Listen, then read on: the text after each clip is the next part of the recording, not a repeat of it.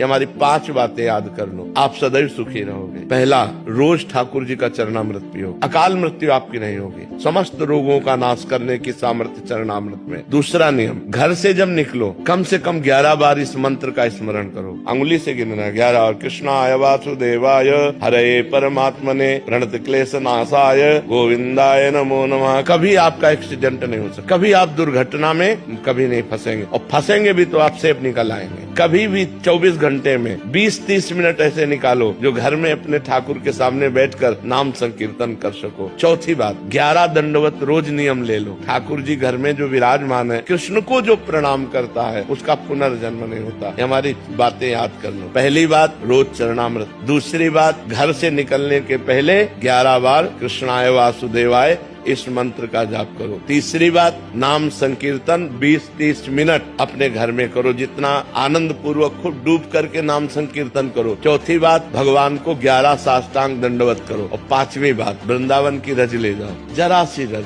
माथे पे रखी रहनी चाहिए, अपने बालों के बीच में जरा सी रज। फिर आप अपने जीवन को देख लेना, कितना मंगलमय जीवन होता है, कितना आपको पॉजिटिव विचार आते हैं, कितने आप दुख संकट से निवृत्त हो जाओगे। आप मान लो मेरी बात, लोग किसी के आशीर्वाद पर भरोसा करते हैं, हम कह रहे हैं आशीर्वाद का आशीर्वाद हम दे रहे हैं। ये 5 बातें मान लो हमारी, ये हमारी 5 बातें याद कर लो, आप सदैव सुखी रहोगे। पहला, रोज ठाकुर जी का चरणामृत पियो, अकाल मृत्यु आपकी नहीं होगी। समस्त रोगों का नाश करने की सामर्थ्य चरणामृत में। दूसरा नियम, घर से जब निकलो कम से कम 11 बार इस मंत्र का स्मरण करो। अंगुली से गिनना 11 और कृष्णाय वासुदेवाय हरे परमात्मने प्रणत क्लेश नाशाय गोविंदाय नमो नमः। कभी आपका एक्सीडेंट नहीं हो सकता, कभी आप दुर्घटना में कभी नहीं फंसेंगे, और फंसेंगे भी तो आप सेफ निकल आएंगे। कभी भी 24 घंटे में 20-30 मिनट ऐसे निकालो जो घर में अपने ठाकुर के सामने बैठकर नाम संकीर्तन कर सको। चौथी बात, 11 दंडवत रोज नियम ले लो। ठाकुर जी घर में जो विराजमान है, कृष्ण को जो प्रणाम करता है उसका पुनर्जन्म नहीं होता। ये हमारी